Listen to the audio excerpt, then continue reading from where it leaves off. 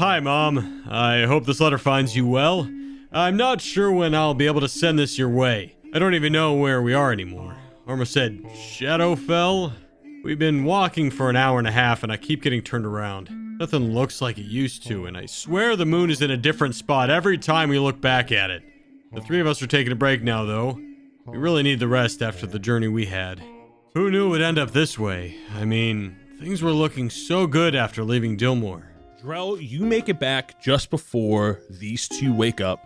As the sun becomes a little higher, the sounds of birds start to chirp, and it is now morning. Good morning. Nope. Need more sleep. Armos, come on. It's time to get up. Armos. No. Reginald is snoring heavy. I got this one snoring in my ear, and I got you. No more walking. Can't get no Armos. sleep around here. No more hopping, please. Armos, the craziest thing happened to me last night. You won't believe it. What? Then I would nudge Reginald. What happened? I saw Melora again. It was amazing. What happened? I don't know. She said something about giving me holes, and now I got like this cool feather thing. And I pull out my new feather that's like glowing. Shing, sparkle. I kind of cock my head, kind of squint my eyes, and roll over and start going back to sleep. And it's really cool because like now I can. Oh, okay. Hey, Drell. Drell. Drell is like butt naked still. He still hasn't put back on his clothes. And he's doing like that high knee running in place, trying to get just a full hit exercise up before trying to get the fucking. We're doing calisthenics. I love it. Morning calisthenics. Come on, It's Sid. all about the morning burn. And squat jumps. Go. 20. Go. It's on the glutes. You gotta remember, it's the glutes. It's the buys, the tries. Wait, how do I the do important stuff? It's called beauty muscles. Menace, remember that. Beauty muscles. Know the muscles matter because they're not beautiful. Oh, beauty muscles. Have you heard of beauty muscles, Mom? It's fascinating stuff, and Joel's teaching me all about it. Joel told me he was a beauty muscle specialist back home, and rest assured I am learning from the best. But I'm getting sidetracked. You're not going to believe this, but I saw a picture of Miranor on a calf menu. Apparently, this renowned chef Novo purchased some rare hydra meat from Miranor during his travels. Knowing Miranor, though, he probably stole it from someone and said he slayed the beast himself. Right, Mom? Right? Anyways, Armos, Drell, and I went searching for a wyvern to hunt and sell to Novo.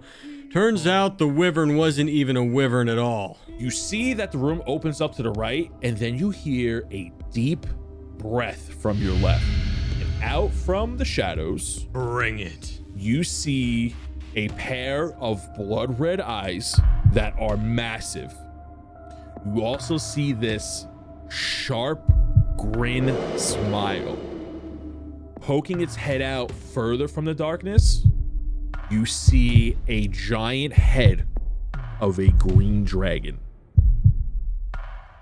And it smiles at you, and it starts to laugh as its mouth begins to fill up with this green smoke cloud.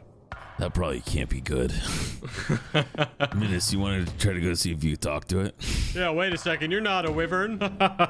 Nope. We found a dragon and a whole lot more than we bargained for in that cave, including a red ore vein. Who do you think was all over that? I kind of scan the area. I noticed that there's that red crystal that was sitting up high, up on there, unguarded. And me and Reginald both look at each other and then sprint straight at it. And I go all the way up. You get to the top of this hill. The ore vein is bursting through the ground, and it is about 15 feet taller than you. Around the shard, you see these chests filled with items. You see gold all around you. You just found the dragon's hoard, his nest. This is clearly where he's been staying. And you take out your tome and you get ready to smack the book as you feel this immense power, this aura coming from the book and the ore vein. You look back to see Drell and Minas where they were just fighting the dragon.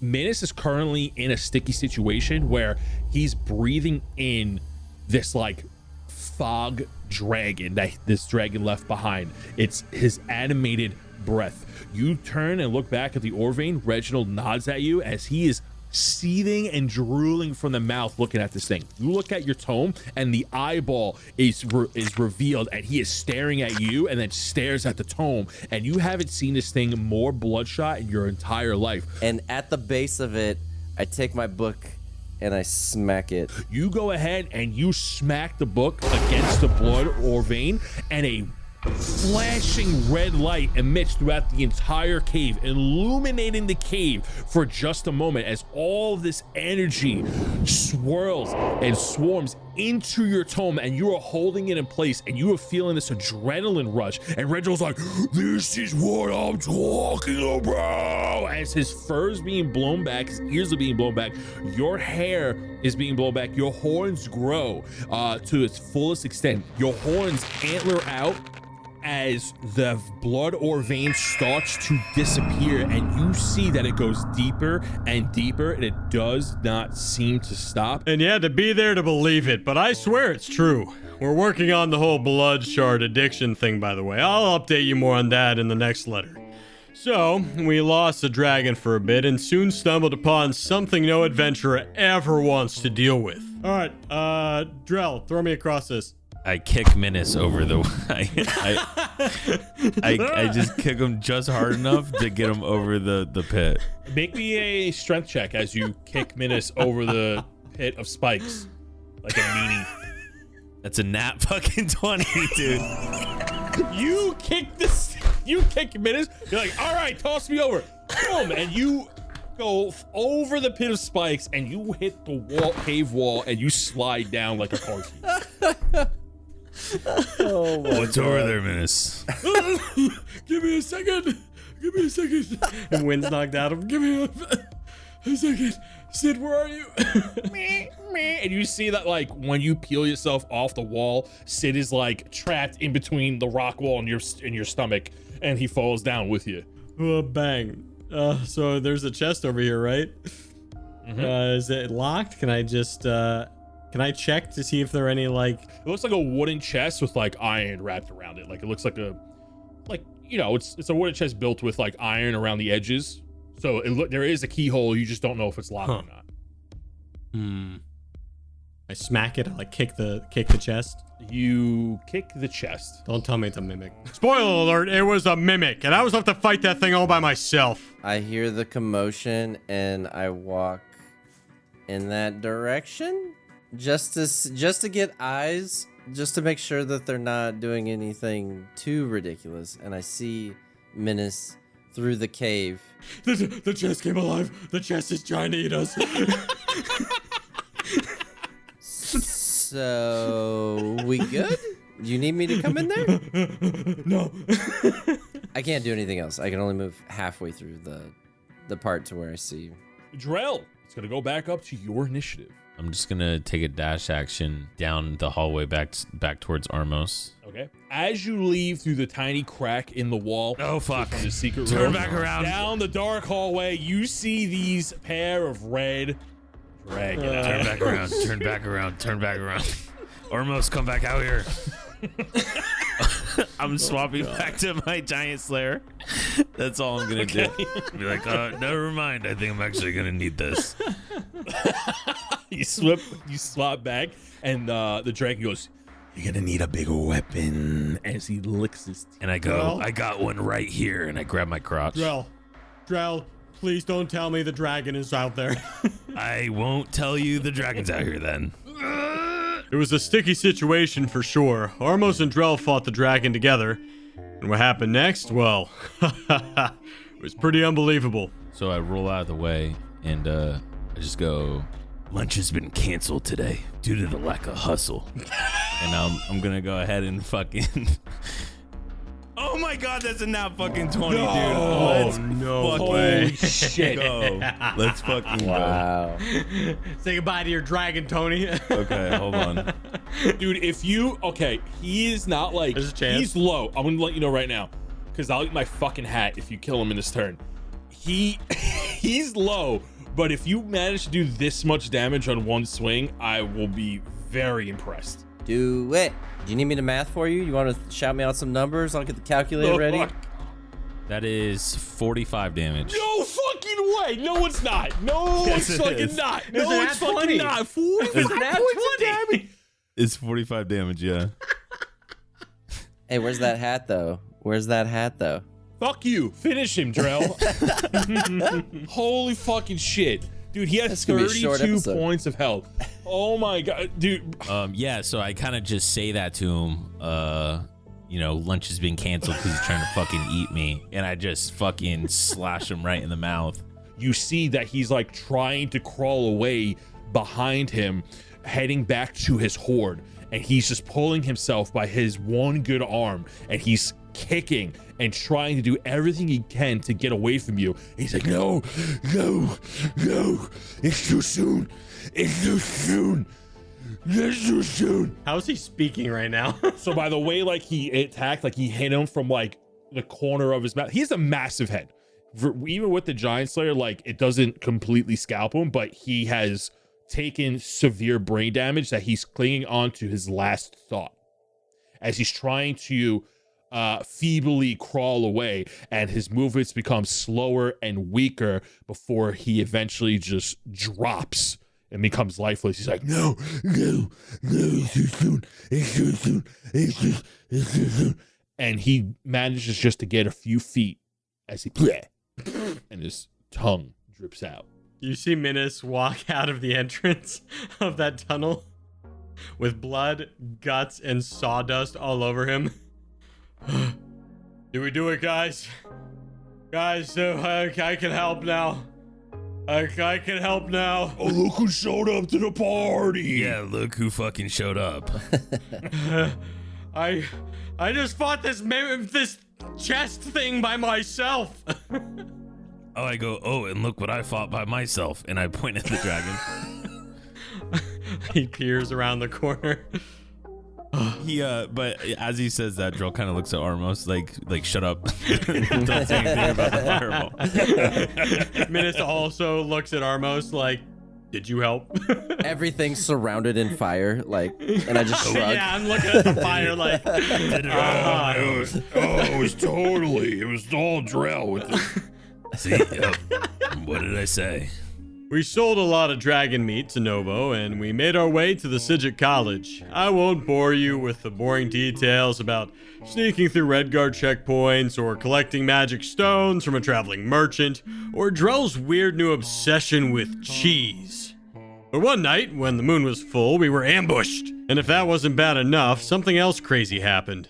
Minas wakes up as you look down for Drell. Minas, you look over as Armos points to the hooded figure in the distance. It looks over, it doesn't see Drell. As you're yelling for Minas, you start to move his clothes as you see some rustling underneath. Drell, you feel this large tarp moving above you until you manage to see a little creature beneath the armor. And as the little creature emerges, you hear light sounds of jazz emitting from it.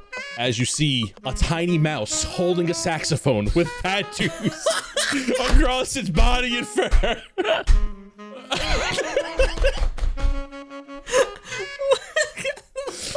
Well, if you look in your private messages, you will see a character sheet. I'm looking at it right now. Fucking A, dude. If you would like, you could go ahead and just share the name of your character sheet for me. Oh my god. I am Drell of the Jazzborn, a level 7 bard mouse. As you see this tiny mouse playing its little saxophone with the same tattoos of Drell. Yep, Drell is a were-rat or mouse thing. I'm not exactly sure how that whole situation works, but together with his jazzy tunes and our fire, we destroyed our ambushers. One was left, thank goodness, and we were able to interrogate him. And I give him I rip out a piece of paper from my journal and hand him a quill. Why did you attack us? He like scraggly writes on this piece of paper and he hands it back to you. It's in Orcish. Good thing I speak and read Orc. Do you really? Wow. Yeah. It says on the piece of paper that he was ordered to. Ordered to? By who? And I give him another sheet. He points to the dead body that's burned. The one that looks different, the one that you heard speak, the one that's been casting the magic. And then he points to his mouth, and then he makes like a no sign with his hand. Did he do this with magic? Did he force you to do this with magic? And he starts nodding at you. Is there a way we can help you, that we can get the spell off you? And he shakes his head no. Oh my god. Drell, you don't have anything to help him, right? Squeak, hold on. I saw you doing some weird magic stuff. I've never seen you do that before. Yeah, I don't know. It's pretty fucking cool. But don't tell Armors that. Squeak. I mean, it is cool though. As you guys are like talking amongst yourselves, after a few seconds, he looks at Armos and he sticks his tongue out, like the top of his tongue, and he sticks as far out as he can. And there is actually a magic rune that is glowing blue imprinted on his tongue. Whoa, Armos, you know anything about this stuff? Come here, and don't cut his tongue off. Actually, maybe that that'll might help. actually work, yeah. If we don't have any spells for this, you're losing your tongue. Sorry, buddy. I mean, he actually might have a hard time talking, though, without a tongue as well. But he's so good at writing. And I kind of shoot him a look like... Oh, wait, I have Detect Thoughts. Can I cast that? Yes, you can. So when you cast it on an unsuspecting person, you can get shallow thoughts, like whatever's on the top of their head. And then if you want to dig deeper, you will have to do a roll for that. And then it goes against their saving throw. So what his thoughts are saying is that he can't talk. He's worried that you guys are going to kill him. And that it was his comrades. And he's really worried about the other half-orc that died. You get the feeling that it was a really close friend, but he's focused on you. Okay. Yeah, so then Minutes, just keep asking him questions. Oh, okay, why? Just keep asking him. I'll tell you later. Are those your buddies over there? And I point to the orcs.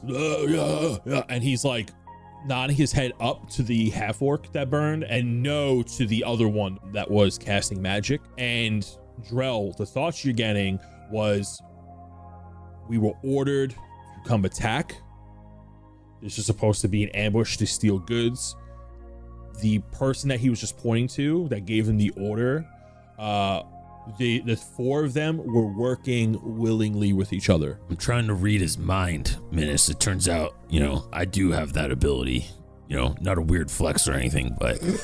And I guess these guys were working as like a team, but him and his orc buddy were being forced by like magic and shit by that other guy. Oh, but they didn't want to attack us originally. They just got forced by this guy, huh? No, they were like trying to rob us. They were like on like I guess they're like road bandits or something. I don't know. Keep asking them questions about like who the purple guy works for. Yeah, who is that guy over there? And I point to the purple guy.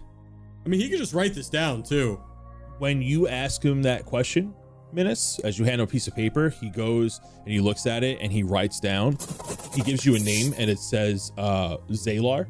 Yeah. Drell. You hear a different name, Shava. Wait, who the fuck is Shava? Shava? Who's Shava? I see Zalar here. I don't know. He was thinking Shava. What do you mean? What does that say? Wait a second. Are you lying to us? When he hears you say Shava, he like has a really worried look on his face. Drell, you hear the words Red Dawn come to mind. Oh, fuck. He's working for the Red Goddamn Dawn. But he was being forced to do so by some dark magic. After talking Armos down, we let Gaki go. We did find a map on one of the cultist members that was very cryptic, but assumed it would lead us to some magic oil that would light the lantern we have. All signs pointed to Lelouch's farm and vineyard, and as much as I wanted to see Kemi Joe, finding the oil could save us a lot of time in the long run. So, we took a detour. The three of you are on the road to Lelouch's farm and vineyard. And as you travel down the road, you notice that there are wagons and caravans of people passing you by, and they all seem to be having a great time. They are indeed heading the same direction as you are. The road leads up and down hills And when you finally get on the top of a rather large hill, you get a good look at your destination. A vast, large, beautiful, and lushful farm is before you. Acres upon acres of beautiful farmland, as far as the eye can see. The farm looks like the size of a giant, borderless city. As you gaze onto the grand spectacle, you notice beautiful tapestries, wonderful blending of colors, and fresh fruit and vegetables as far as the eye can see. The farm before you looks like a perfect geographical farming biome. This farm has everything from a long range of mountains in the distance to a beautiful water basin and acres of fresh farmland filled to the brim with vegetation. Now, to give you a better perspective, this place is about the size of like all of the Disney World parks put together. It's big. If you wanted to walk around the entire thing in a giant circle, it might take you about a little more than a half a day. But with all the towns that just kind of blend together from a distance, you see that there's roads and connecting bridges to all these different types of farms. And each farm looks like its own community. And it looks like each farm does its own thing, but meshed together pretty well. And in the distance, it's covered by these giant cliffs that ascend like a giant staircase. And matter of fact, Drell, you would recognize this location based off its name as the Giant's Footsteps. And the water where it rests is well known as the Giant's Footbath because of its name. So when you guys set out on this journey to come here, when we ended the last episode, a couple of hours have passed to make it here, and you are now at the entranceway, let's say, to this giant farm, and there is a crossroads in front of you, and there's a signpost, and on the signpost it has all the names of the different farms that you can visit. And next to the signpost is a bulletin board, and it's like a brief description of each of the farms that you can go to. And as you're looking at it, you see people passing the signpost, and they're going in all different directions. And the signpost you see before you has 6 different locations on it. And they say on the bulletin board, it says Lelouch's Ranch is the origin of this beautiful land, producing varying crops and livestock. Guests are welcome to stay on our land. Enjoy an all year round autumn coziness. The next place is the Ice Brew Vineyards. The vineyards produce the finest ale and lager year round, using dwarven science to grow and produce the finest mountain blueberries. This location is available for buying stock only. Then you got the Lurkes Reservoir. Lurkes is the largest reservoir in South Trillis, filtering all of the water for you to use and enjoy. Guests are welcome to stay at this beautiful lake town and enjoy its nightlife to its fullest. The next is Zuggus Orchards. As the description starts, it goes, a rose for your rose, and then it's scribbled out. And where it's scribbled out, there's a sign that says, don't come here. And then the last one is Buzz Guzz Ranch. You like bugs? It's all the buzz. Guzz is bugs are the buzziest buds around. Rare and exotic insects live here. And the last sign is Lelouch's Manor, proud owner of the farm and vineyard. Well, I mean, Menace, you want to go get some ale, right? So we could always go to Ice Brew first. Kind of get the lay of the land, you know what I'm saying? I'm right on the same exact page as you, man. I think, looking at that weird map we have, maybe it's on the left side of this whole park, whatever this is.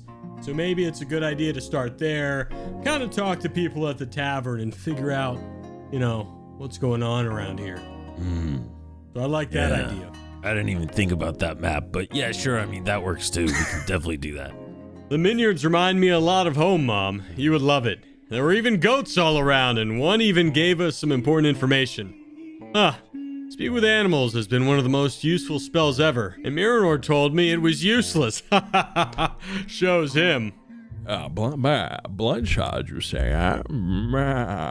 Well, it just so happens.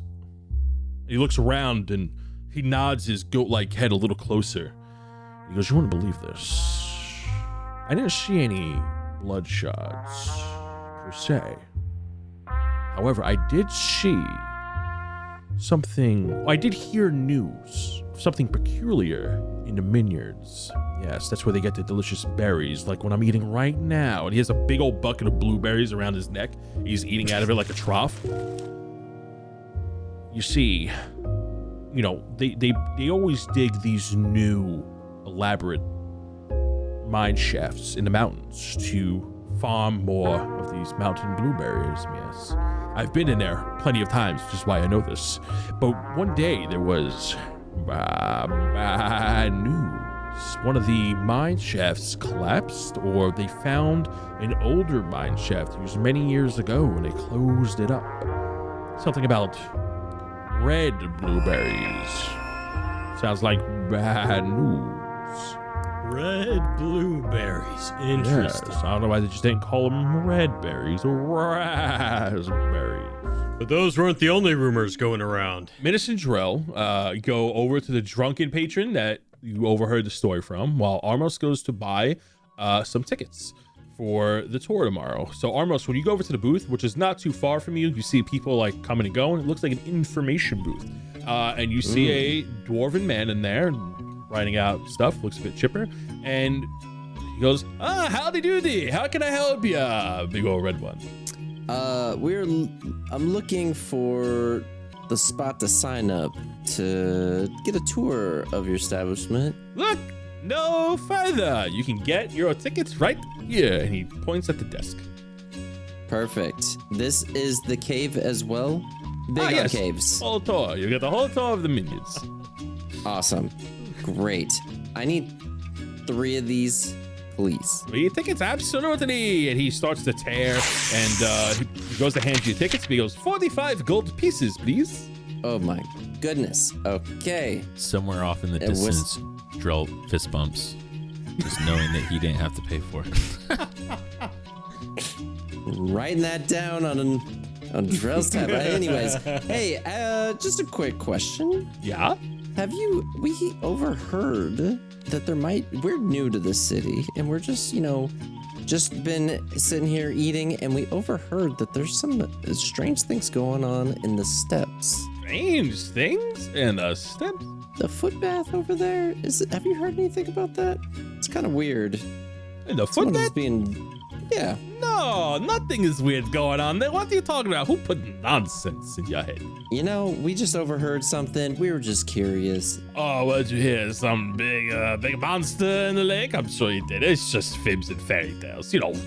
Stores tell tales, and, people think that they come here and they want to see big scary monster when, drinking in the night. Sometimes people just fall over and say there's a giant monster. So you have heard of it. Okay, cool. So where exactly do they see these sightings, or the tale anyways? Humor me real quick. Well, where these people fall over into the water and totally not to get dragged away by the lake beasts or whatever you call it is, they are staying at the Le Caisse Reservoir. Okay. Interesting. Awesome. And it's always middle of the day, right? No, at no time, because it's not real. It's false. Oh, it's fibs okay. and fairy tales. I'm quizzing this guy as I try to get as much information out of him as I can. Okay, just curious. And that was at what was the place again? Le Caisse Reservoir. All right. And that's on the north side of town? Yes, just go over the bridge with which you came here, past the clock tower, over another bridge, and it will take you right there. Giant water city, cannot visit. Awesome. Cool. Thanks for telling me about that. Appreciate ya. No problem. Hey, excuse me, sir. Do you have time to fill out a 3-question survey about my performance? Oh yeah. And I start to take the sheet, and as I'm about to fill it out, I look at him and I'm like, so, what time does the giant show up as I'm filling this out? Give me a. I just want to hear the stories. Just give me real quick. Give me a persuasion check, as like when he goes to answer, he notices like it's to see if it's impacting your writing. Give me like a persuasion check or an intimidation check, whatever you prefer. Oh, 21. He sees that like Persuasion. whenever he goes no time, you're like going into the strongly disagree column. And he goes, nighttime. Yes, big tentacles come out in the middle of the night, snatching people up. Oh God, more tentacles. Fuck, not there. Never mind. Oh, tentacles, you say? Weird. We didn't hear that before. Okay. And I'm not allowed to say this, but this affect Viet Commission. What's that? This, What did he say? this survey, this affect Viet commission. Oh, okay. His name's Viet. It has like a name. He has like a gold name tag on. Oh, gotcha. So this question says, how well was I satisfied with the service? So, what else could you tell me about this? He eats tourists. He eats them right up. Yep. People get snatched up by giant. Oh, good. Okay, that's a 5-star. Awesome. Thank you. And he takes a survey and he goes to the next person. I still had 2 more questions. Oh my God, there were more people online. Immaculate. So we went back to Lurquez Reservoir to get a place to stay and to check out these rumors we're hearing about some crazy monster in the lake. There's a lady there, Mom. Yeah, her name was Para. And she kept talking to me all sweet like, kind of like you, calling me all sweet and stuff and being all nice, you know, but like overly nice. I heard Armo saying something about birds and bees and weird stuff, but I think she was just being friendly. That's all I got from that. Anyways, we got a very nice room and then, oh God, something really bad happened. This is a trend. We go up to the room, get our stuff situated in the cart, right? And then Armos and I, after like checking out the room, jumping on the bed, look out the window and see Drell chilling on the docks and like shout he's out. a Goliath and Yeah. he's Right. easy to find. Well, you guys do when you guys look down and see him, you actually see him. He somehow found a pair of sunglasses, and he's drinking half of the barrel already, and he's just partying by himself because he knows he didn't have to pay for the room, even though he doesn't know how much it is yet. Is he just like finger gunning at people as they walk by? Yeah, he's like pouring drinks for people out of his barrel, like, hey guys. So Jarrell is having the time of his life and he's drinking for free, weekend and Bernie's and all. Like he is having a great time. And you notice that a lot of time has passed that you're traveling a lot. Like this area is very large, so it does take a good amount of time to get from point A to point B, and you guys have been sightseeing. So the sun has been setting, and it is dusk, and the sun looks beautiful to the west as it it makes the lake shine.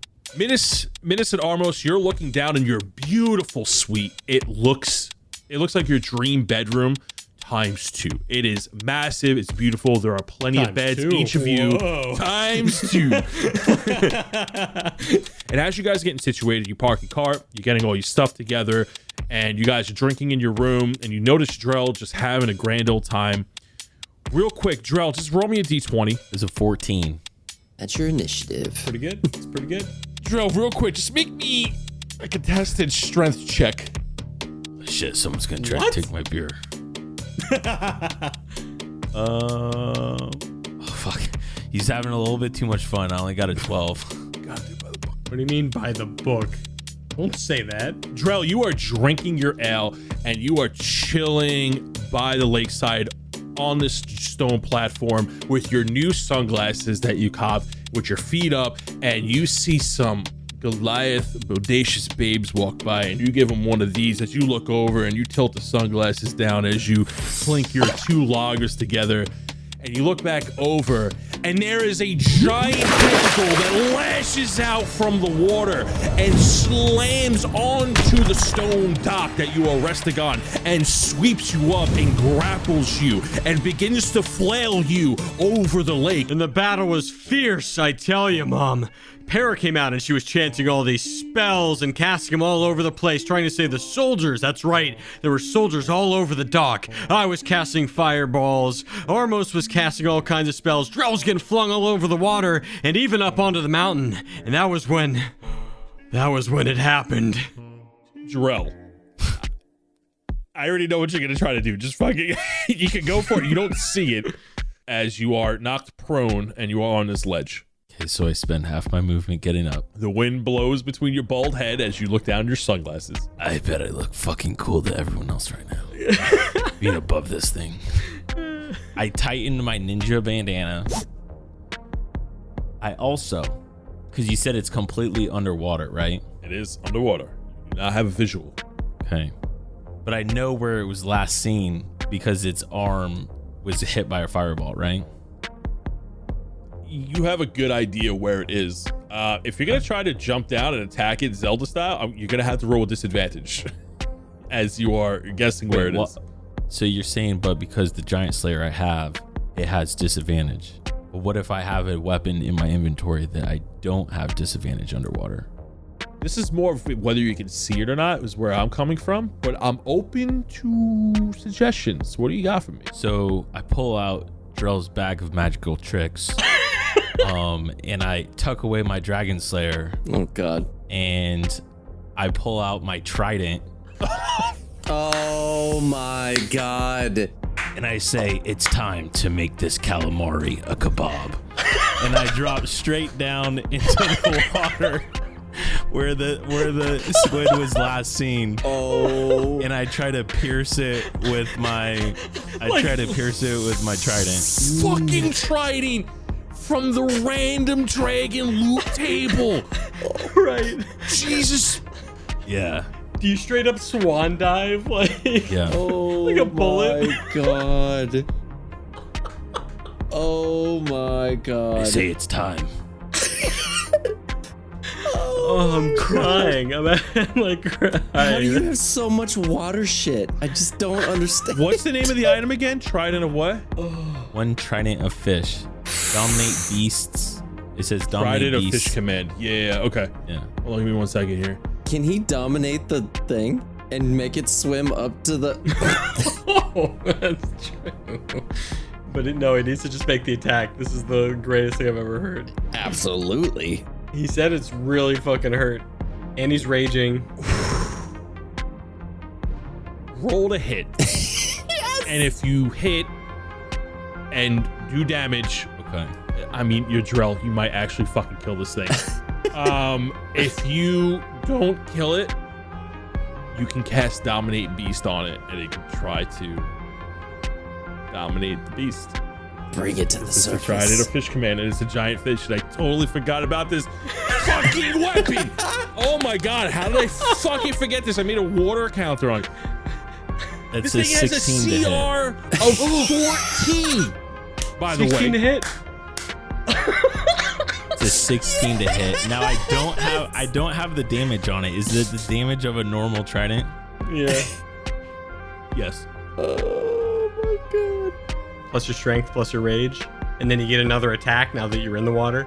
Because you're a fighter. That's 10 damage. Drell, you slam down from cliffside with your cool quote as you slam into the head of the giant weird squid. Drell, finish. Yeah.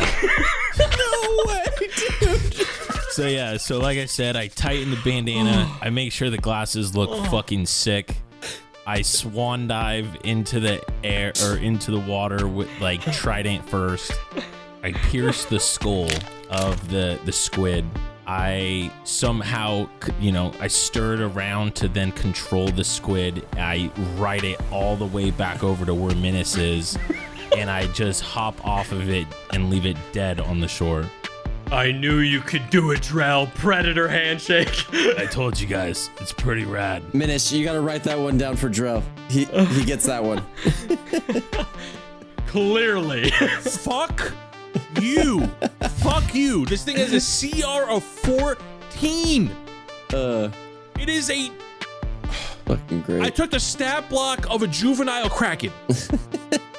Odds were ever stacked against us too. That, like, what just happened was absolutely, like, piece by piece, every little move mattered till that last final blow, you know? Holy crap. Jesus fucking Christ. Yeah, you ride it over, all cool, good, great, wonderful, grand. You make it back at the dock. I don't even care if that's physically possible. You make it back at the dock, rule of cool. You flourish your trident, and the three of you are out of combat.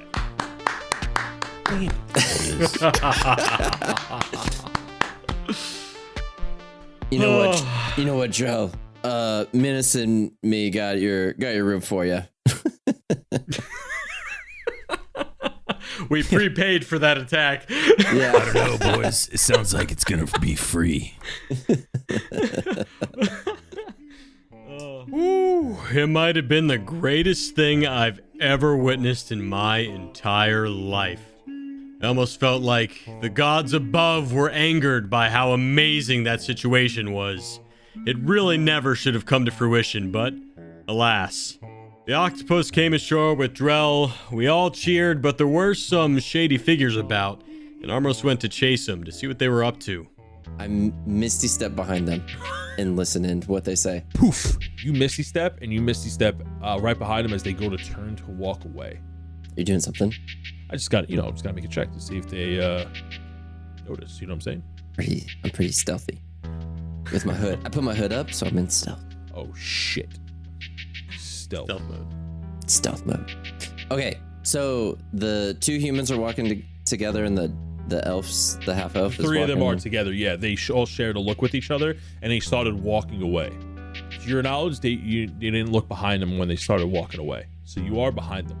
All right, I want to follow them until they're in a less, or give them a little bit of distance, I guess, but like follow them until I get an idea where they're going to. Armos, that was really good back there, Armos. And I go to pat him on the back and he disappears.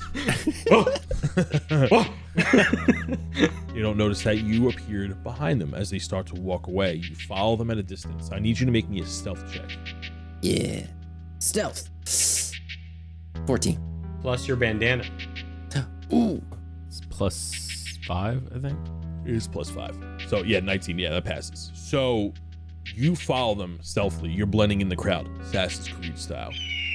You wait for them to turn around the corner as more people start to flood, and now they stick out a little bit more. This is the only 3 people that are not running towards the commotion, and they look like they live here. They're dressed up like fishermen.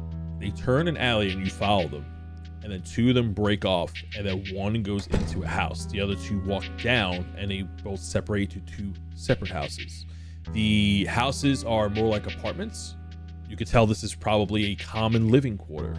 So this place is built like a vacation spot. So any of the places where the workers who live here year round wouldn't be out in the main area. All these living quarters would be like, out of the way. So that's why they went into an alley and they went into their own doors. But you get the vibe that this is a living area, a living space. They just happen to go their own separate way after you follow them for some time.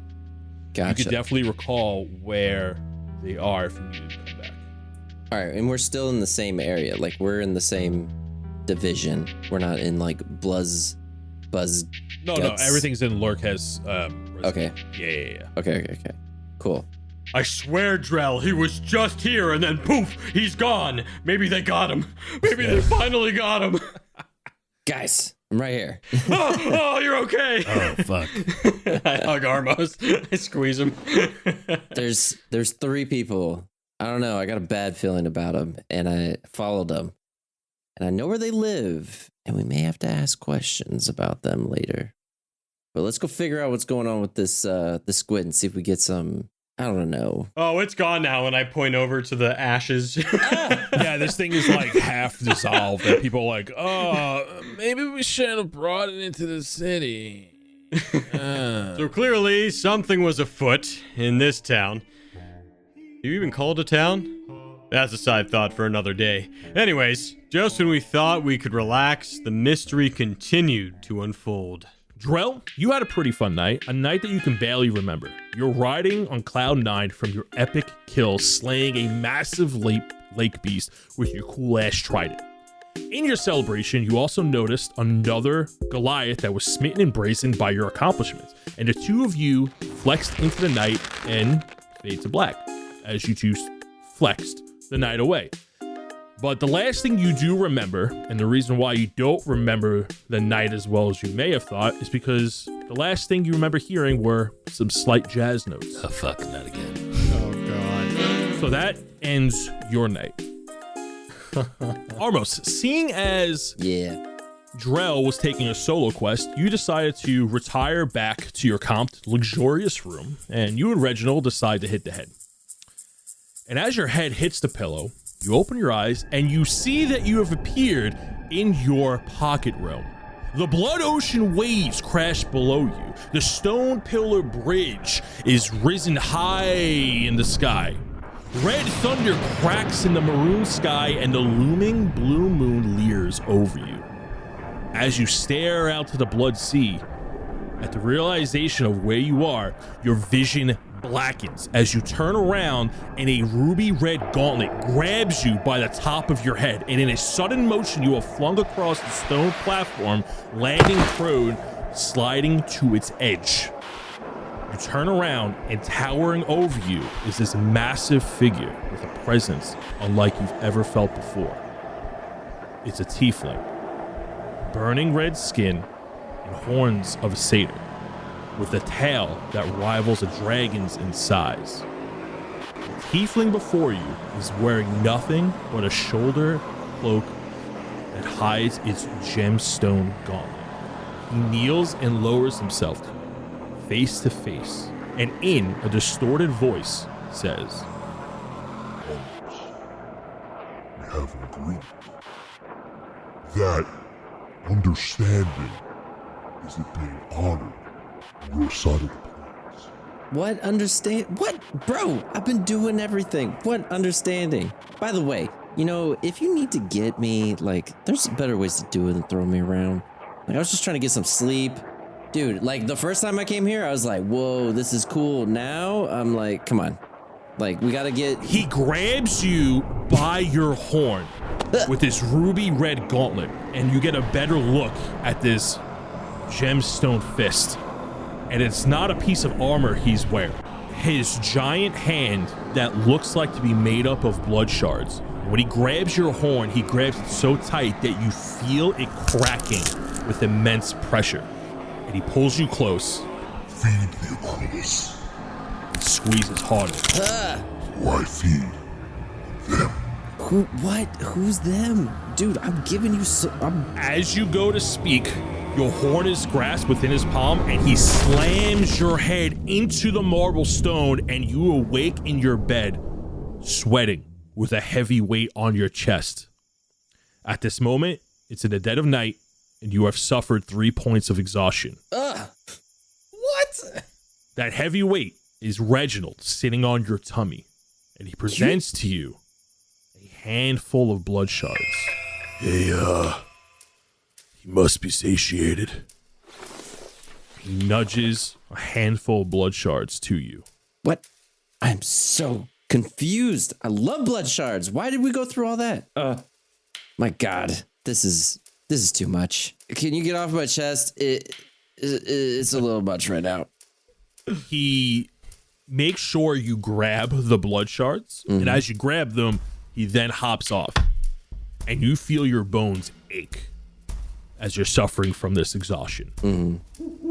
What are you doing? Well, I mean, I'm counting how many blood shards I got. I mean, because There's about 6 or 7 of them. ooh, 6 or 7. Like, I can't count that much. I would be specifically. I'd be like 1. There are 7 blood shards. 1 for you. 1 for me. Okay. I need to get that book. I'm looking around.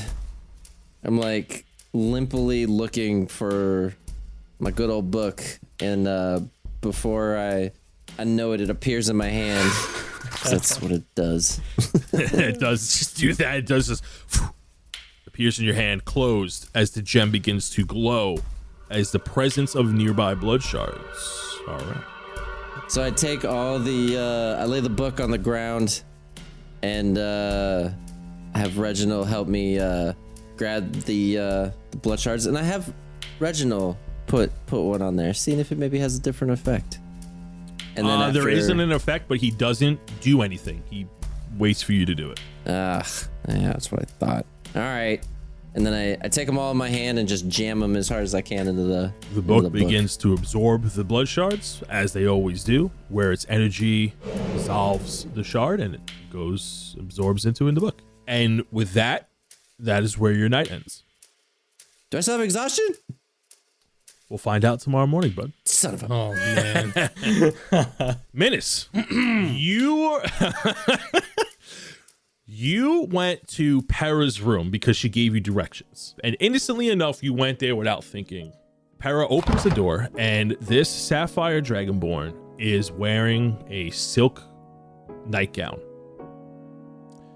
Shows off the scales just perfectly. And she pulls you into the room and shuts the door behind you. And that is where you know it left off. We're going to continue inside that room. And Para, as quick as she pulls you in, she locks the door. She looks through the peeping eyeglass to make sure nobody was there and you haven't been followed. And she turns around and she goes, finally we can speak. Yeah, I got your message, lady. I'm glad you did. Come over here, come with me. And she walks into the room, and this room is beautiful. As the owner of this tavern, she has the best room with the best view. It is up on the 4th floor with you, and it has there is a giant bed in the middle of the room, which should be like the living area, but it looks like she made the living room area her bedroom, and the bedroom part of this suite looks to be closed off. Like you can kind of see the door's cracked open. This has a pink light in there, has these sweet smelling aromas. It's a little weird, but she brings you over to the main point of the room and she sits you down at the table, and then she pours out a couple of glasses of ale. And she slides one to you, and then she chugs one back, and then she pours another for herself. Thank you for meeting with me here, because now we can finally talk about some business. Absolutely. As soon as I saw that note, I knew that business was in order. I brought my magnifying glass and my journal. Let's have a chat, shall we? Absolutely. So, a friend of ours, a common friend, said you might be passing through here, and Who, Kemi Joe? I don't think I'm familiar with Kemi Joe. Was it the snake? Snake? Must have been the snake. I don't think it was a snake. I don't know any snakes. No? Ulrich. Never heard of him. Oh my gosh. Was it that bugbear that we kind of had a thing back a few weeks ago, and we thought we could be friends, but we kind of I hit him in the nuts and then it didn't go so well. Was it that guy? No, but I feel bad for that bugbear now.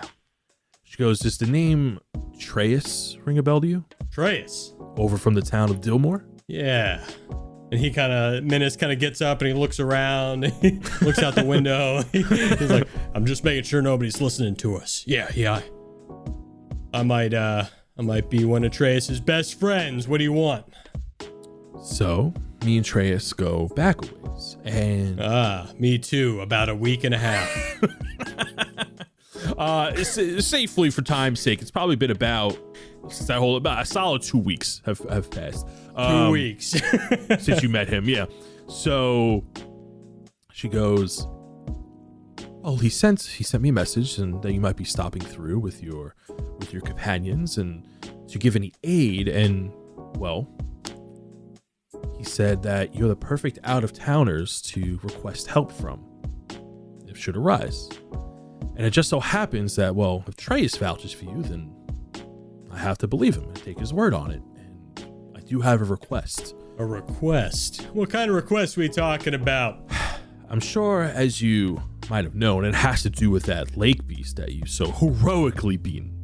Oh, so did we already complete the quest? No, but it's just one of the many pieces of the puzzle that seems to be going on around here. And she takes another swig, and she goes, "I don't know if you are familiar with this part of town, but Lelouch, the owner of this land, is he's in a bit of trouble.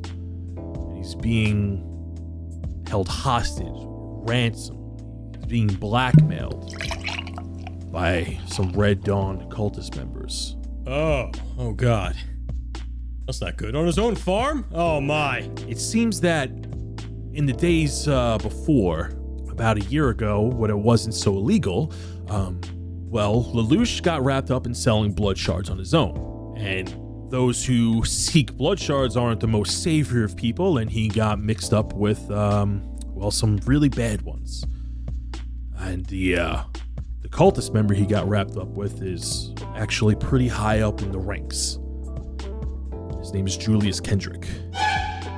We believe that he's hiding out on the farm and he's using Lelouch and his renown to make citizens and workers of the farm overlook some things. He's getting away with some shady dealings and Lelouch is just looking the other way. Lelouch and the pastor of the Chapel of the Gatherer here are both succumbed to his whims. He threatened that if Lelouch or the pastor try to reveal their knowledge or whereabouts and locale, they will inform the Queen, and the Queen of Aramor is not very forgiving to anyone who's dealt with blood shards before or after the ban. And given the state and the importance of this farm and how it feeds and supplies all of South Trillis, well, if something would happen to Lelouch or the farm, well, it could affect all of South Trillis as we know it. So we need this problem handled eternally. Oh, man. Well, gotta be honest, we're kind of, on vacation. As many people are here. And she takes another drink. But,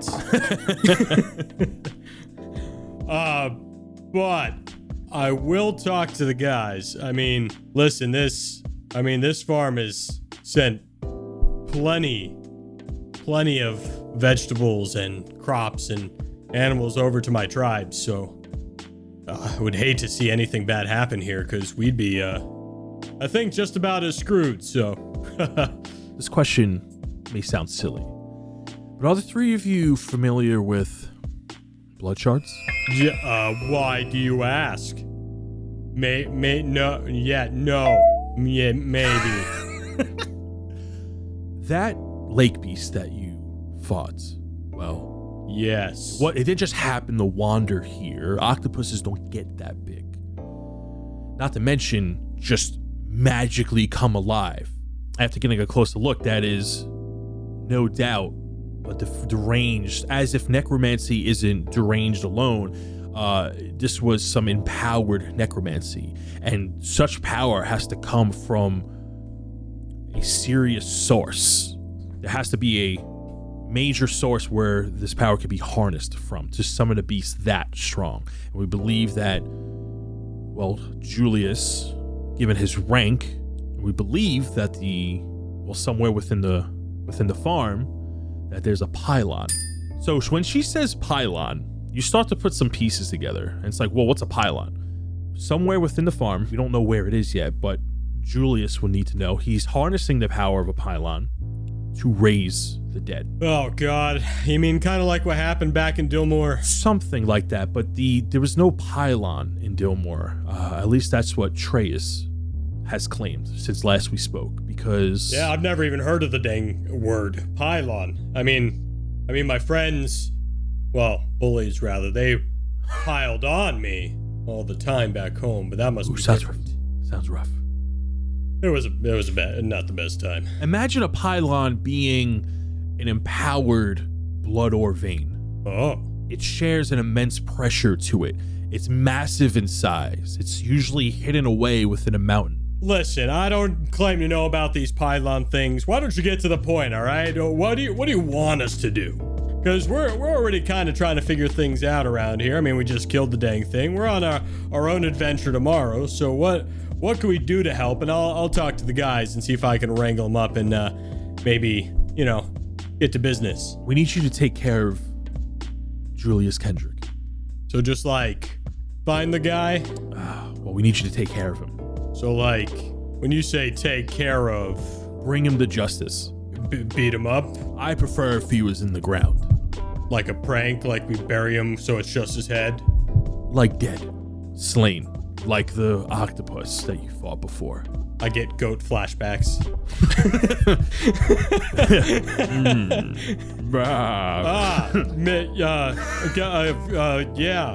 That's a possibility. I'll talk to the gang and we'll see if we can. Where would I find this jambalaya guy? Julius. Is that it? Yes, his name is Julius. He's a lector of the Red Dawn cult, a leader. probably believe he's hiding somewhere within the ranch. And I believe Pastor Lero knows of his location. Now, we don't want to raise suspicion. At the end of the week, at the end of every week, there is a mass at the Chapel of the Gatherer where we go and praise our goddess for our harvest and bounties, and we thank her for all that she's given us here on the farm. And he holds a service, and I believe if you go to the service and then after the service, you speak to him, I believe he might be willing to help us. All right. Well, I will consider everything you said, and maybe there is a way we can help. What? Drell's gonna ask, so I gotta ask. What's in it for us? What's the reward? What would a service like this be worth for you? In Minus's head is just like, friends. Hey. Axes. We can do for a slain lector of the Red Dawn cult. And you get the context clue that lector is a ranking of someone who's higher up, like a captain, so to speak. We'll give you 10,000 gold. He spits out all of his ale. He took a little sip and Oh, sorry, is that too strong for you? She gets another glass and then pours out some blueberry wine and then passes it over to like, no, it's like, this is for our... You know when you're expecting water, but then you drink orange juice. It was that kind of thing. Yeah, that's about our normal rate for lectorals. So when we take care of that lentil, you will be back for that. Yep. All right. You have a good night. And Minutes like runs. Wait. Starts running. She gets up and closes the door as you go to open it. And she goes, there's just 2 more things. And then she gets like a little close and gets friendly again. She goes, well, here's the thing. There's a lot of eyes and ears on the farm. We don't know who's who. We have some suspicion, but just like Dillmore, there are people on the cover. I need you to do me a favor. I need you to lay low until the service. Low. Yes, am the best at laying low. So enjoy the town. Enjoy the farm. Be a tourist. She gets closer to you and she goes, be a part. Blend in. If you don't do anything out of the ordinary, take your time, figure out what your next move is, but wait until the service. And she goes, and I apologize again for luring you to my room. However, to keep up appearances, you cannot leave until morning. You got like a guest bedroom in here. Well, you can use the couch as the other room is preoccupied. And then you hear a male's voice from the other end. Oh. Hey, Para, what's taking so long? Is that, who's out there? And you hear a very familiar voice. Familiar voice. Right. Para goes, you recognize it, but you can't put a name to it. And Para goes, oh, one second, Jack. I'll be right in there. And she looks back to you and she goes, well, I'm gonna need you to stay here for the night. I'm gonna need you to move aside. And I bust through the door. All right, is that what you bust through the door? And in a pink glowy room on a round bed with a couple of mirrors, you see Jack, as you know him, Bosinki, like handcuffed. He goes, well, what is this? I didn't know you were bringing a cow. I had one rule. He's in like just his bloomers, and he's like, I had one rule, no cow. This guy doesn't like my kind, and I'm not even a cow. I'm a bull. I'm a bull, like a bull person. I don't know how to explain it. Jack. Listen. He's just a friend. All right. He's just spending the night because his room. We have to take care of his room. Okay. So he's just gonna hang out in the other room. He's not gonna get in between us. And she closes the door and she slowly pushes you out. And she goes, watching you, Jack. I'm watching you. I do the little like. Yeah, I'm watching you too. Fingers, he's doing like he's doing the eye thing too with his feet. Like he's trying to look at you. Like he's doing it. I hate this. With his toes. I hate this. I'm not gonna get to sleep anytime soon. Yeah. Well, I ain't getting to sleep anytime soon either. Trust me, but. And he raises his eyebrows at you. What? Why? You guys playing like dragon chess? She closes the door. Make it a little loud, but we need Julius taken care of. And we believe that he has access to one of these pylons. And I believe that pylon has a connection between the mutated beasts that we've been seeing around here, like the octopus, the lake beast that you just fought. Talk to your companions, come to a decision. My offer stands. Enjoy anything you see in my room. Help yourself to the mini bar. Everything is free. She walks away. She goes in the room. And those two played one of the most intense games of Dragon Chess I have ever heard. It almost sounded like they were fighting all through the night. I wanted to confront Jack again, but he was gone in the morning. We had more important things to attend to, so Jack Bull Stinky will have to wait. We used the Minyard Tour as a diversion and snuck into the abandoned part of the mine. I drank a potion that made me super buff and busted through the door. Dro was pretty proud of that, or super jealous. Of course, another blood ore vein was here, and one firewall later. Yes, so you are now in this stairway room, and you pull down the wall of flames, and before you is a very large blood ore vein. And as you walk closer to it, Reginald is, of course, staring wide-eyed, and you go to reach for your tome, and it is shining, reacting. Armos, no! I drop my swarm and try and fall down onto Armos. From above. Is that so you want to try to stop him from... Yeah. Absolutely. Go ahead and make me... Well, if you're just dropping down, make me an acrobatics check, and that'll be your roll to hit. Oh, sick. Oh, I get to reroll now once. Wow, I got a 6. No, stop! As you just fucking fall to the floor next to him. And almost like steps over you, like he steps on your stomach to walk over you, and it lets out a little squeak. Hold on! As you just see my hand like reaching up. No. Armos, you are face to face with this, and you feel it reacting. Dro, get him! Now, as you go to absorb, you put your hands up and you have a moment of pause as you're feeling this overwhelming sense of power from it. You have absorbed a number of blood shards, an ore vein from the town of Dillmore, and one of these giant shards. You know that this shard reminds you of the one that the dragon was protecting.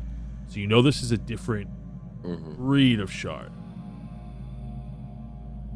What are you doing? I'm smacking it. Oh. I'll see you guys on the other side. And I hit it because I. Oh no! This blinding red light forces Minus and Drell to cover his eyes. I have my sunglasses on. It forces Minus to cover his eyes as Drell just kind of looks at it very cool. And as the light fades, Armos, you drop to the floor, unconscious. Reginald goes, falls back, stiff as a board. You awaken again in your pocket dimension as the blood ocean begins to crash around you. You are once again upon this pedestal with the bridge raised before you a good part of the way. You see the silhouette of this dark castle in the distance that this bridge is heading towards. You see the whale going, "Hey, Armos," as he swims away. And above you is this bluish, tealish moon. And you see the well. And you have your tome in front of you. And it looks filled with energy, bursting. As you feel the well calling to you. You are alone. Reginald is not there. How do I feel normal? Do I feel like myself? Do I feel like I'm exhausted? You don't feel exhausted. You feel great. And you notice that you have your form about you where your horns are antlered out like a beautiful, majestic stag as they burn fiery within you. Awesome. Love fire. Missed it. As the well calls to you, the tome reacts to it. And all of the energy from the tome etherealizes out and into the well, and then a bluish, tealish beam shoots towards the moon as the energy becomes drained, and you hear the souls within its home softly scream and echo as they are being absorbed. Oh, God. Well, that didn't happen last time. Uh-oh. This actually happened once before. The last time. I don't remember the screams.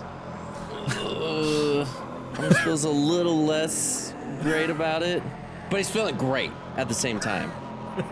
Physically.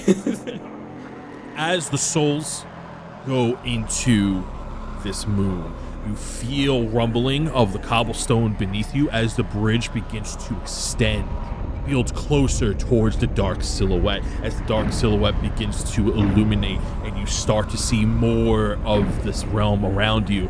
And just like before, the last time you gave souls, you see the sky, the blood red sky turns into space, and you start to see all these shattered stars. And you even see as if a planet is faded out. The opacity was turned down to just 50% of this destroyed world, where you see almost like the center of it is hollowed out way in the distance beyond the castle. Can I get to the castle yet, or is the bridge still not up there? No, it's the bridge is not near it, but you can see that it is a better part of halfway there. You snap out. You are still unconscious for but a moment, and Minas and Drell, as your sight comes to, you see that there's this giant hole for you, and the cool wind blows from beneath it as you feel this hole goes very deep. Beyond the hole is a staircase, a wide staircase. And we walked right up that staircase with no fear. Although, it was pretty boring, I will say. We were walking there for like ages. Like, it was like some magic kind of staircase. I don't know. It felt like hours. Anyways, we get to the top, and we're at the top of the mountain. And there's this crazy, majestic church. And what do you do when you see a majestic church? You enter it. There are no pews.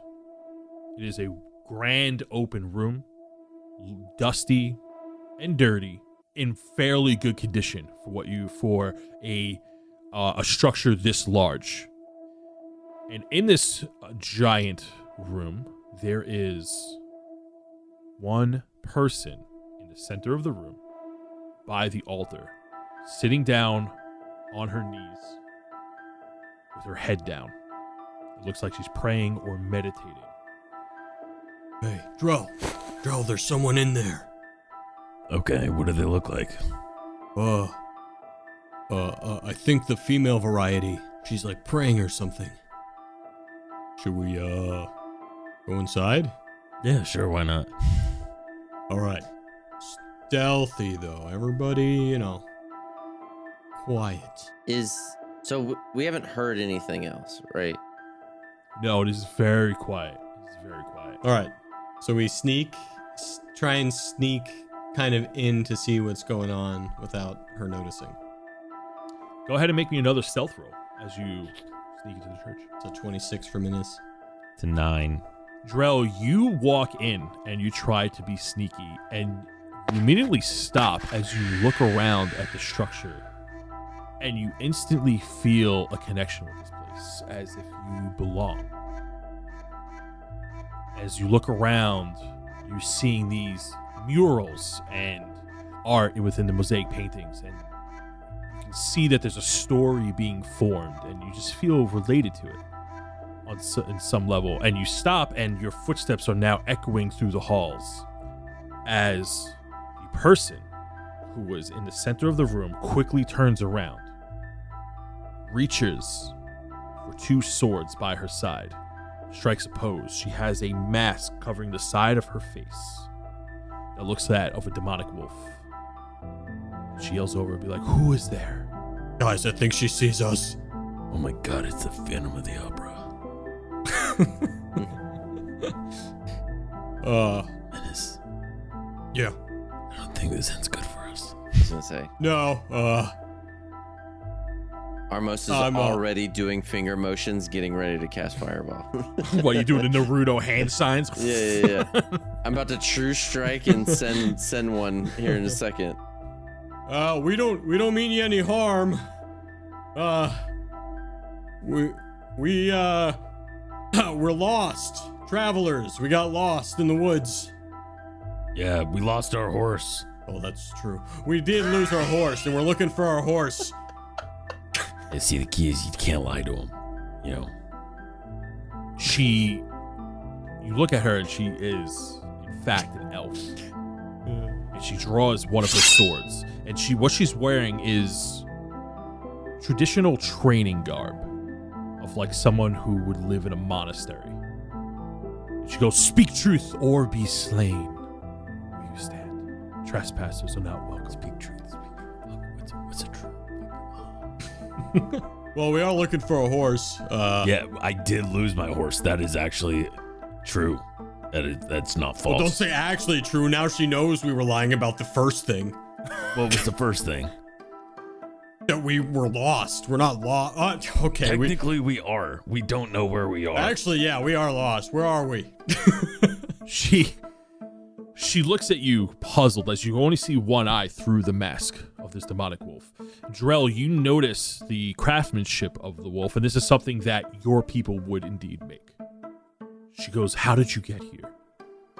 The stairs. Yeah, those stairs in the tree. Stairs in the tree. Yeah. She sheaths her sword. How did you get here? She sheaths the sword, but holds it at the ready at her side.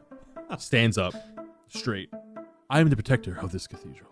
And she was super freaking cool. I mean, talk about her name. Dope as hell. All kinds of cool stories and how she...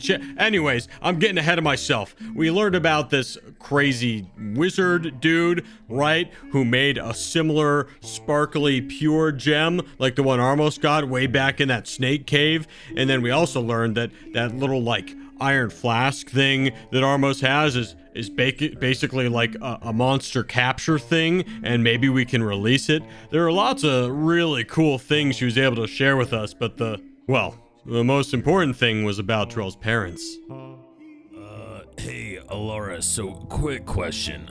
Yeah, I know my dad and everything on this one, and I point to they're the paintings, right? So I point to the painting, and I know Scoreus, but who is that guy? And I point to the one of the wizard. I believe that's Bowden, a friend that made these gems. Oh, shit. Okay, cool. You hear a jar crash in the background as Minas was like looking at something about, that was nothing, and you see him sweeping it behind like a curtain. What are we talking about? He comes back to the group. Drell, as you're looking at the murals, you feel like you're discovering a side of your father that you've never known, because you met him when you were really young, but you don't have any actual memories of him because he died when you were still small, when you were like 2 or 3 years old. Do these paintings of him look like how I remember him, or does he look older or younger? In this is definitely him when he was younger. And these murals, they're painted of him in his prime. And he looks the same in all of the murals, even though all of the murals depict a different time period. Most of them are just Scoreus looking like he's killed a lot of cool monsters. Yeah, this guy looks cool. This guy fucks. So as you're looking, you're seeing him pop up more and more, like maybe just in the background of like all these giant beasts that Scoreus has killed. And then you see another photo kind of tucked away behind the altar to the side where it's not the main focus. And on that mural, you don't see Scoreus. You see 2 Goliaths, your father and a woman Goliath with similar tattoos. And there's a huge frost wolf slain behind it. You notice that the art of your father seems more fading than the woman Goliath. You can guess that this woman in this photo, in this mural, is your mother. The wolf behind them looks similar to the one that you had in your dream a long time ago when you pulled the fur. Does the wolf look dead? The wolf looks slain, yes. Oh, hell yeah. My mom was badass. Holy shit. See, I knew I was badass because, like, if they're both badass, then that automatically makes me badass by, like, association and genetics. And then I do, like a little glute flex to myself where no one can really see it. Alara, do you know who this lady is in this photo? Or this painting? Not a photo. Well, this mural is a story of the slain wolf god. So as a young Goliath child, you know of the wolf god, Frostoon. He's the god beast of wolves. Frostoon would only appear in the realm when the moon was its closest point to Humbrea, and when the northern lights filled the sky. Frostoon would hunt with a pack of large dire wolves. Alara continues with her story, and she goes, well, it's told that Brax had slain Frostoon. From what Scareus told me, Brax was his hunting partner. As the years went on, Brax fell ill. He was dying, but he didn't want to go out sick. With his remaining days, Brax went out to find the biggest monster he could find with his wife, Blossom. And as Alara speaks, you begin to see on her face that she's putting two and two together and goes, your mother. She went with him, and in Brax's last moments, he took down Frostoon and allegedly defeated a god. Yeah, that checks out. Whether this is true or not, well, maybe Scareus just wanted to give his friend praise and remember him in the way that he would want to be remembered. You know that your last memory of your parents is when they left when you were very young. Yeah, I mean, he was pretty fucking badass, so it only makes sense that he slayed a god. So, like, is there anything left behind by Blossom or Drax here, or is it just this photo? No, there's no items left behind. No, like, tokens of their memory or anything like that? No, just a bunch of old papers that Scareus left fucking behind. lame, and I just gotta walk outside. Well, I think we might want to start heading back. I take it you kind of live here, right? Like, if we ever want to come back, you'll kind of be here. The son of Brax is always welcome within these walls. Well, I sure hope we're welcome back. We left the church and our new friend behind and went back to Lelouch's farm to get some things together before pursuing Julius Kendrick back at the Chapel of the Gatherer. Some people start to hand out baskets, and people are now digging in their pockets and throwing some gold into the baskets as donation, and a basket comes your way. Don't even. Armos. I literally am on the inside, and I give it right to Drell. I push it back to him. I don't take it. I'm holding it. Come on. Menace has no idea what's going on. He's like, oh, I'll take one. He takes a piece of gold. Thank you. And he passes it to the next person. I smack Menace's hand. I'm like, God. What? Why did I sit next to you guys? Rose, help. Come on, man. I've left my wallet in the room. Because you don't have a shirt on. Yeah, I know. Exactly. Come on. You're making us look bad. Just toss the gold in. Sweetie, give them an electrum. Come on, you've been doing so well this year. Give them an electrum. Why aren't you giving them a platinum? You know, they give us food year round at crazy good prices. What we could do is at least bless Shantae, the goddess of agriculture. You're not going to give them a platinum? God. Look at Armos is. Look at this Right, red Armos? fellow. No. She's about to give them so much gold, honey. Come on, So do something. much. Do something. Yeah, come on. Armos. I do not. And pass the bowl past Drell over to Menace, and then smack his hand when he's trying to take money. Oh, why do you keep doing that? Almost as you pass the donation basket, give me a perception check with advantage. Perception. Whew, thank God. 18. You notice that on the other side of the church, one of the people that are handing out the baskets and helping it go around to make sure everyone donates or nothing is stolen is one of the people you followed when you slain the octopus, one of the suspicious people. What does he look like? What shirt is he wearing? He's just wearing white religious garb, the shorter one of the three. You catch his eye. We make eye contact, or I just notice him? You make eye contact. Okay. I act as casual as possible, and then when I see him look away, I elbow Drell, and I'm like, no. I told you I forgot my wallet. No, shut. We're past that. What? There, you see that short guy over there? Can you pass the donation basket, please? I'm trying to get on Shantae's good graces, please? And she's trying to pull the basket. Yeah, Menace is just holding it in his lap. Menace, What? put a piece of gold in it and pass it on. Oh, okay. Yeah, sorry. I thought this was like take a gold, put in a, and you see there's like a drawing in there. He took a gold and put a drawing in the basket. sorry about that. Takes a drawing out. Keep the drawing in there. Just What?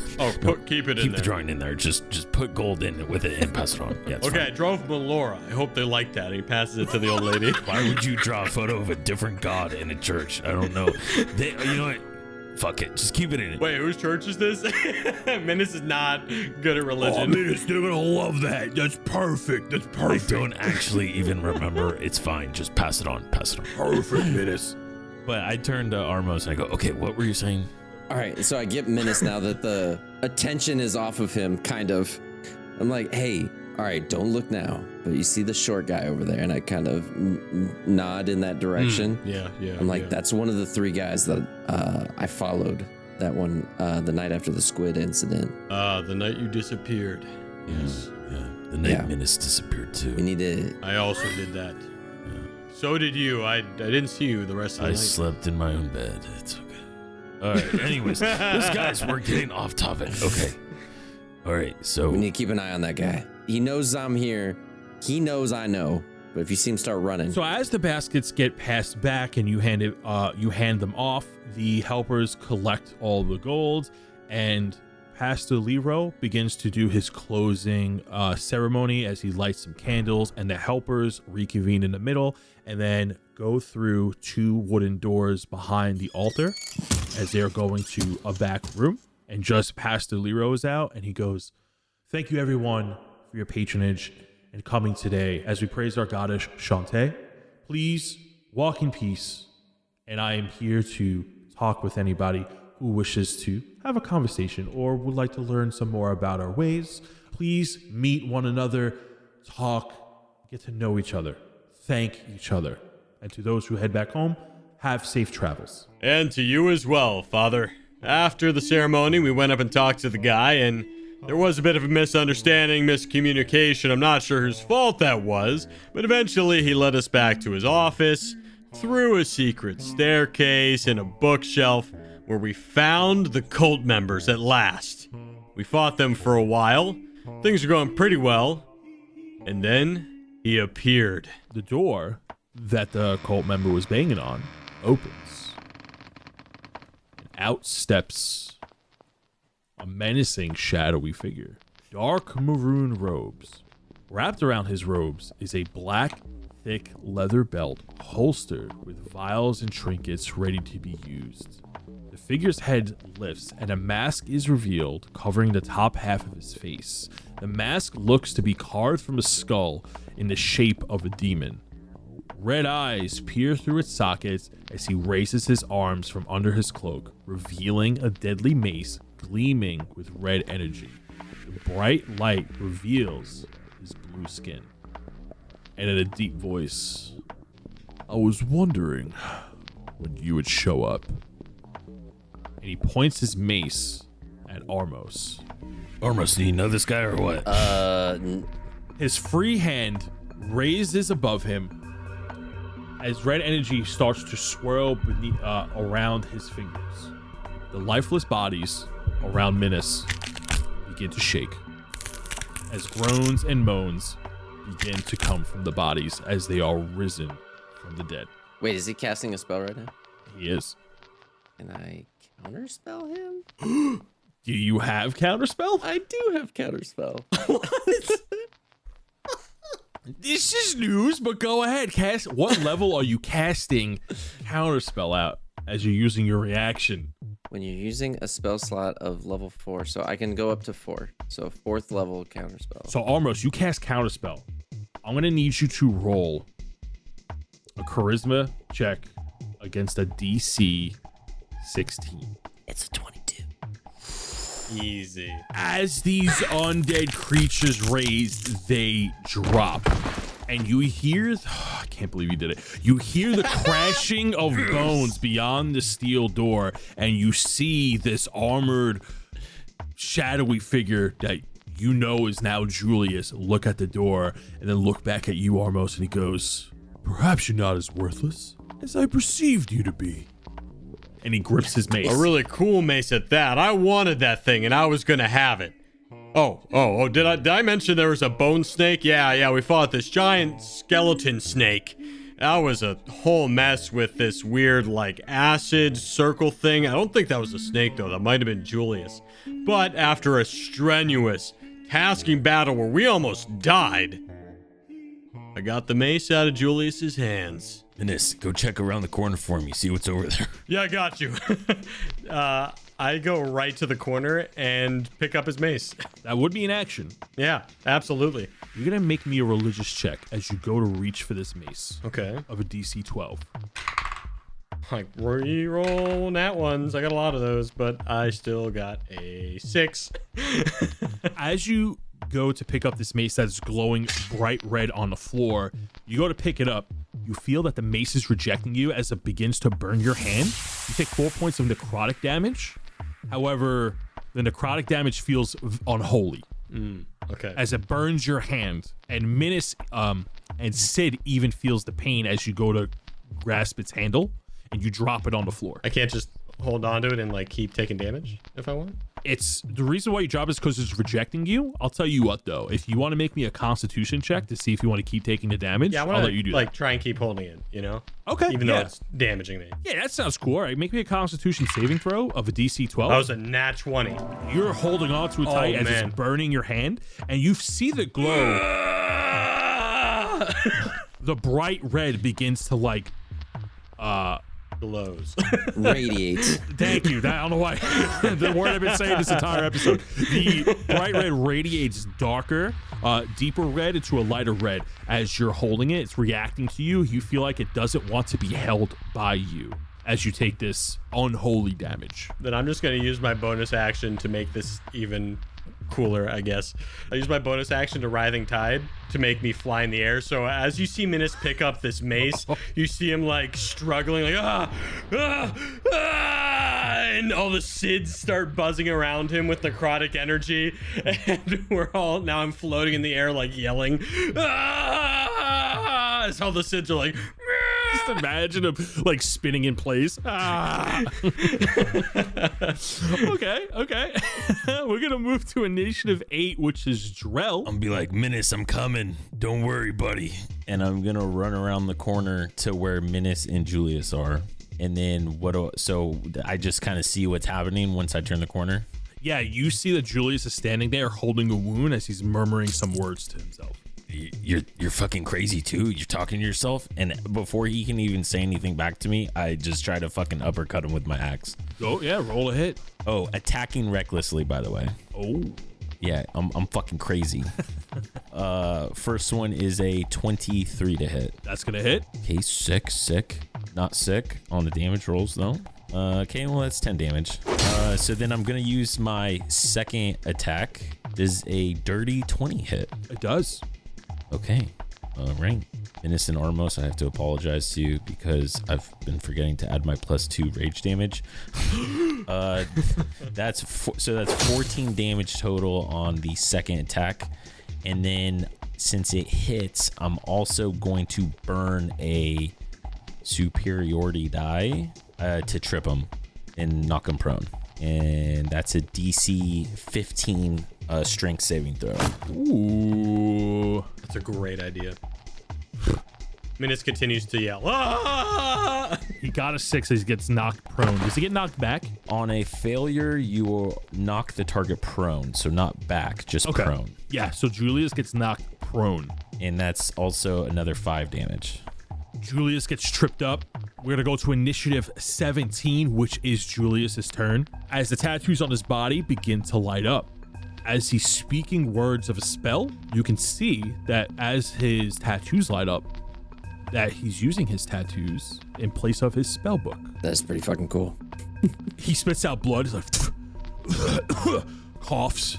I may not be able to defeat you this time, but surely the shadow will. Excuse me, what? He waves his hand in front of you, and in the space occupying both of you, he casts Dimension Door, and he crawls through it. Closes. He is nowhere to be found. The silence is eerie feeling. As mentioned before, when you guys felt sick at the sudden environment shift, you feel like your vision is not blurry, but you definitely cannot see as well as you did before. Everything looks dull, and you don't think it's because of the low light in the room. But the color changes are also drastic, as like the walls were white cobblestone, they are now darkish gray. Everything that had like a darkish tint to it just seems that much more deep in color.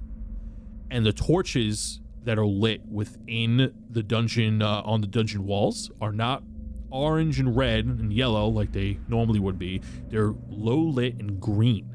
They don't give off much light at all. Are we out of combat right now? The three of you are out of combat. And clearly we're not in Kansas anymore. That's what Drell said. I don't know what Kansas is or Toto, but we are not there anymore. Everything's green and dull and weird, you know? I mean, well, that wasn't going to deter us from, collecting our loot. In this crate of potions are 4 mana potions, 7 greater health potions, and 9 superior health potions. Oh, wow. Did it. All right, Armos, you can take 2 of these. Once you take up the crate of potions, you see the cloak that it was like kind of sitting on moves again. Oh man, since I lost my armor and I'm pretty cold, I'm just gonna grab this cloak real quick. Just kidding. And Joel just like awkwardly grabs the cloak. As you grab the cloak, it begins to fight with you, and you start moving to the left and moving to the right as it begins to fly and try to escape your grasp as you're trying to hold on to it. Oh, what the fuck? I didn't feel the gust of wind come in. Someone shut the door. You're on the bed. Now you're on the floor. Now you're down the hall, and it drags you into the main room. Give me a strength check as you try to wrestle. Saving throw or a check? Saving throw. Wait, this, you know what happens as we're like comparing the potions side by side? We're like hunched over the chest. In the background, you see Trell like, ba-bang, ba-bang. Oh, wait, you can take 2 of these, ba-bang, and I'll have this one, ba-bang, bang. Guys, help. You get dragged into the main room, and you finally hold this cloak down, and it stops resisting. It is an empty cloak. Can I put it on? Absolutely. Sick. You put on this cloak. I hesitantly put it on though because it just fucking tossed me all over the place. You put on this cloak, and it begins to flutter and fluff about, and it stretches out, and then it settles. But as it settles, it begins to wave a little bit, and then it accepts you, and you feel it accepting you. You feel connection with this cloak, as you now have the Cloak of Billowing. As a free action, you can make the cloak billow. Oh my god. This is so sick. This is gonna look so good with my sunglasses. And my 2 bandanas. Oh, that was so funny. All of that. Everything with Drell and Armos, it seems like such a fun time, and for that moment at least, I thought things were gonna be normal. I thought nothing could go wrong. I was very wrong. As the 3 of you head for the staircase that you came in from, heading back upstairs to the Chapel of the Gatherer, you approach the staircase, and Reginald begins to shake and sneeze on your shoulder almost. He's like, It's so cold. I don't like this place. The 3 of you head towards the stairs and leave the cellar.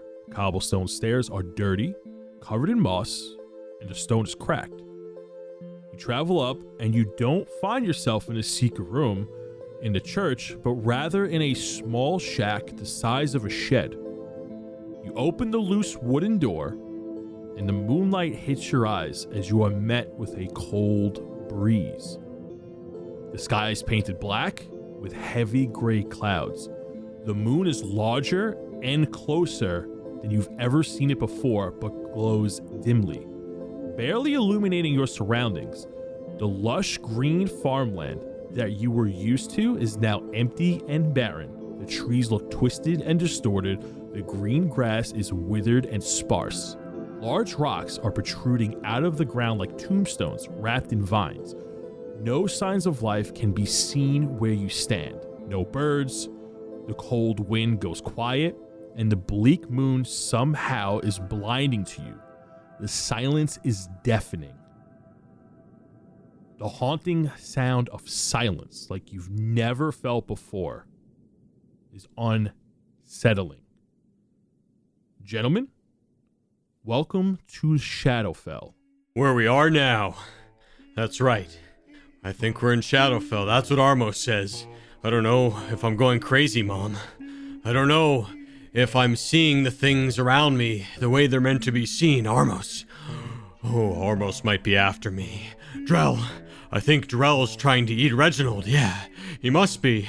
And I think Sid. Oh, has Sid been a puppet this whole time that I've been talking to and making speak because I need another friend around me? I feel like I should be talking to someone else right now. I can hear it. I should be thanking people. Hello, everybody. Welcome to the Patreon shoutouts, where we're going to do something a little different this year rather than going on our normal shoutouts. That's right, because this episode is the last episode of 2022 before DND404 goes on their holiday break, returning to the adventure January 10th. And rather than going through the whole song and dance of our normal Patreon routine, we will actually want to thank each and every one of you for supporting us through our last year of adventure. That's right. You don't even have to be subscribed to the big boy tiers. So we're going to give you a free shout out right now if you're in the Patreon at all. Starting with me. We'll just go right into it. Yeah, we're going to shout out everybody who is on the Patreon right now for the 2022 year. All right, we're going to give out your name, your address, your phone number, the list of things you're allergic to. That's why we asked. And their social security numbers. That's right. We have all of that. Security. Yeah. We're doxing this holiday season. And lastly, we're coming over for dinner. All of you. I like ham with a little glaze with a little pineapple. Green bean casserole, please. All right. But you heard me. That's right. I'm first. I support my own Patreon. That's because I'm a good and loyal DND404 member. Thank you, Dan. You deserve the best. You deserve a great holiday and all the presents in the world. Thanks for supporting us. You rock. Love that guy. While you're patting yourself on the back, I'm going to go ahead and congratulate Made You Look Gaming. That's right. A good friend of D&D404 and a fellow Twitch streamer. That's right. She just got a shout out. Check out Made You Look Gaming on Twitch, where she plays a lot of Rainbow Six Siege. That's what I know about her. And she's just a really nice person all around. And thank you for supporting the channel. And next is my wonderful roommate and previous bard. That's right. We couldn't have started this podcast without Euphorics X stuff. That's right. We'll keep your name out of it because I don't think you want your name in here. Again, no doxing. Oh, wait, maybe that is our plan. But thank you for everything you've done for the podcast, man. We love you. Keep on keeping on. And next we got the OG, the number one, the thick and thin brother, Manta Ray, who was, I believe, our first Patreon supporter. And not only, first of all, we got to give Manta Ray a little extra shout out here, because not only is he our first Patreon supporter, he's been a long-time supporter and dear friend to not only moi, but Dan as well, and the other members of DND404. Manta Ray is a true companion of our party. Also, he drives a lot of sick cars. He does drive a lot of sick cars. But thank you so much, Ray. Hopefully I'll see you next year at a Bears game. Bears. The Bears. Vulcan TV. That was another early adventure, wasn't it? Vulcan, we can't thank you enough. We really hope you've been enjoying the behind the scenes stuff with the campfire tier. You've been with us since May 24th, 2022. In case you didn't know that, now you know. I just realized that was on the side, and that is really fun information for me to know. Keep it going. We love having you. Talk to us more on the Discord. I miss talking to you. Next, we have Alex Dredd. Great guy. He's been with us since March 24th, really early on this year. Great guy. We love having you, man. Alex Judge Dredd, in case you haven't recognized him yet. That's how we refer to him. Thank you so much, bud. Next up, we have the man, the only man with the glass. Am I allowed to say his name? Is he okay with that? Should I not say his name? He specifically requested man with glass. Okay, man with glass. We're doxing this holiday season. Oh, yeah, I forgot we're doxing. All right, so his email address is this. His mailing address Man with Glass, we can't thank you enough. I believe Man with Glass was our first Humbrea's Heroes Patreon subscriber. So you like really started the trend and made it a ton of fun creating these weird, wacky adventures at the end of our podcasts. I believe you were the first and you won't be the last. So thank you so much, man. Next we got Honey Cream, aka Charcoal Darts. That's right, I'm shouting her out because she is our first artist that we've had for DND404 who has put from thought to page our character designs and done them in a fantastic way. She does great art. Please check her out, Charcoal Darts. We actually put her link, I believe, in every episode that we post because she just did such amazing work. We support her, she supports us. Really, really great artist. Check her out. And thank you so much for supporting our adventure and yours too. Thank you so much. We got another newbie, Reigns32. That's what you wrote as your name, so that's what we're gonna call you. Fun fact, whatever you write as your name in Patreon, that's what we use for your shout outs. So if you didn't know that, now you know. We're really glad to have you. We just saw you join the Discord. It's been awesome watching you talk in there and get to know us. Speak more. Let us know, like, hey, Miss Pebble Walker's my favorite. Probably the best of the podcast is Dan, the actor. He's just awesome all over. Okay, am I getting ahead of myself? Tony, take the next one. Take the next one. Next is Ulrich Shieldust, I believe the first Citrus College alumni that we've had, and first NPC that we've introduced on the adventure. So Ulrich Shieldust, thank you so much. And not only is he one of our biggest supporters, he's been supporting for a whole year, okay? And he's been supporting us way longer before that while we were still baby Twitch streamers. That's right. He has been here for quite a long time. Thank you, man. We appreciate you. Sorry, I was eating something. Artemis is up next. Another one of our Citrus College alumni. Artemis. Breaking those Nico kneecaps. How dare you? Been doing it for a while. That's Artemis, right? Artemis does that? That is Artemis. Yep. I thought it was Artemis. Nico kneecaps. And the reason Artemis. why we did that is because that's what his Discord tag handle was. And I'm like, oh my God, I don't really know this guy. But he's intimidating. He's got anime profile pictures. And I'm quite scared of people who have anime profile pictures because they're going to break my damn kneecaps. So that's why he did that. And I just want to add one more note. I'm sorry for commandeering this one. If you want to take the next one, you can. Artemis, your NPC is well within the works, my friend. And like I said, we do not rush NPCs when you sub to the tier because they are just like a good wizard. They arrive precisely when they need to be. I promise you, he's there, baby. Okay, and the next one is Alara Dawnstar. That is correct. One of our most recent NPCs in the adventure, Alara Dawnstar. Thank you so much for joining the Patreon and supporting us. This is somebody who has found the show, and then when they subscribed to us, we asked them what they wanted for an NPC background, and I gotta say the information they provided with their NPC, Alara, that you may or may not know now, was so beautifully written and well thought that it was like inspiring to put in the adventure. And I want to say thank you for that, because a lot of people may have like joke characters or just like want an NPC in there, and you put like some serious thought, and it came from a special place. At least that's how it landed with me. And that's a cool name, right? That's a cool name. I love that name. And next up is Julius Kendrick. I'm never giving you your mace back, Julius. You can try. You can bribe me as much as you want. Not any amount of money will get you your mace back. I'll find you. That's right, I'll find you. And I will catch you and bring you back for my reward. I just thought we were going to do so well. We'd get him, and now we're the fucking under. It's fine. It's fine. We love you, man. So much. Just stop trying to beat us up with bone snakes, okay?